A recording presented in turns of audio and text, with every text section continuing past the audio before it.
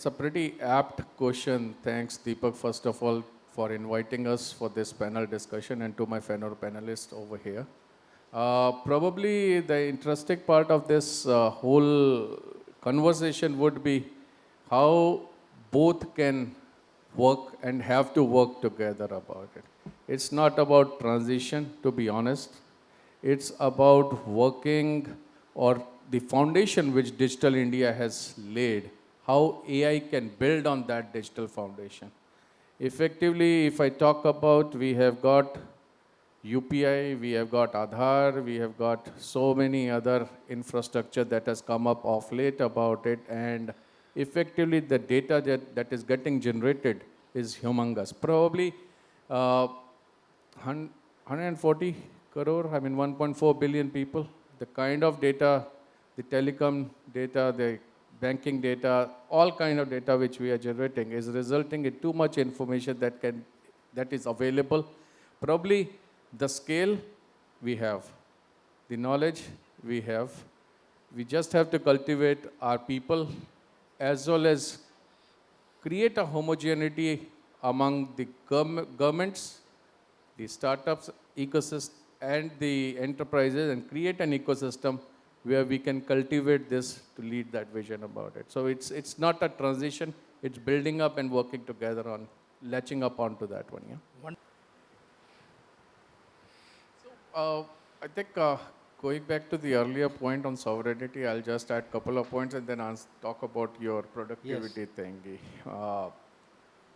I think majorly all points have been touched about, but the very interesting point which you talked about is you are running the GPU and data is being processed, and where is it being processed? So what happens to sovereignty in that case? It goes for a wink or it goes for a toss. Now, so I think coming to that point, probably chips and all that is important point, but important point, another aspect to look at is creating an infrastructure to host that kind of data within the country or organization about it. The second aspect is to ensure connectivity also, which is very important for our sovereignty, while talent, university, ecosystem, and all that is definitely which is already talked about. So these two fundamental points compared to, I think, lot more, and I think somebody who just said, maybe Setiji just said about that we were the IT factory of the world about it. In the process, what has happened that we have done all what was required, but very less investment into our R&D. And why? Because we always thought, let's do services, right? I'm getting $33 an hour or $50 an hour. Why should I? It's looking good for us, right, about it. But probably in that, we have to start thinking that it has to invest and we have to get into that R&D mold of investing. Now that's a catchphrase. Who pays that? And where does that money come from? So it's not an easy thing about it to be solved about, because sitting over here, we can give a lot of prescription, but bottom line on the ground, when the companies are looking at profit, how much to invest, where to invest, AI, government AI mission is talking about something, but how it gets into that part. So for us now, coming to your productivity part, I think no doubt it is. I think every day we are reading lot many news articles. Meta laid off this many, Oracle laid off these many, Microsoft laid off. And probably not sure how many of you have heard about a case study which Anthropic, when it came into existence, it was there in work in progress for almost 6, 7, 8 years about it before it actually became the household name, that they ran something as a case study with one of the leading multinational banking or BFSI. And so far, the disruption largely in technology was from the technology people itself. When the cloud came, it became an infra that got disrupted.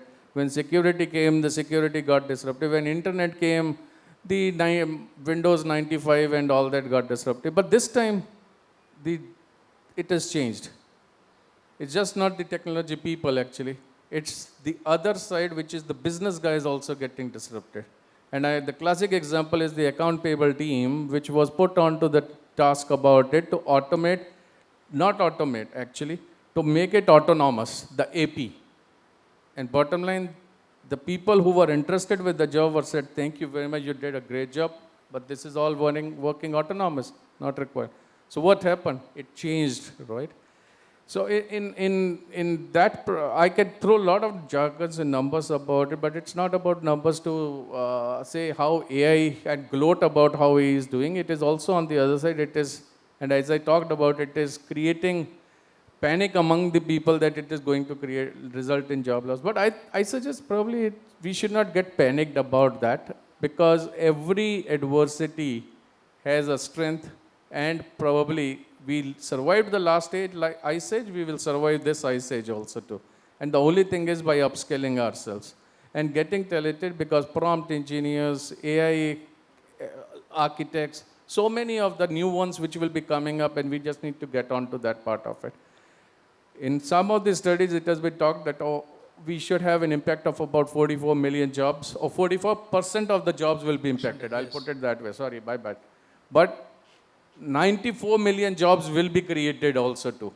So it's on both sides of the coin. Now it depends how many of us wants to win. I still remember long back, my dad used to tell me when the computers got launched in banking industry, most of the people were not ready to adapt. Forget about adaptation, adopt itself about it. So they phased out. But those who adapted, move ahead and became You are right. the big times, right? So that's Sure. two cents. You are right.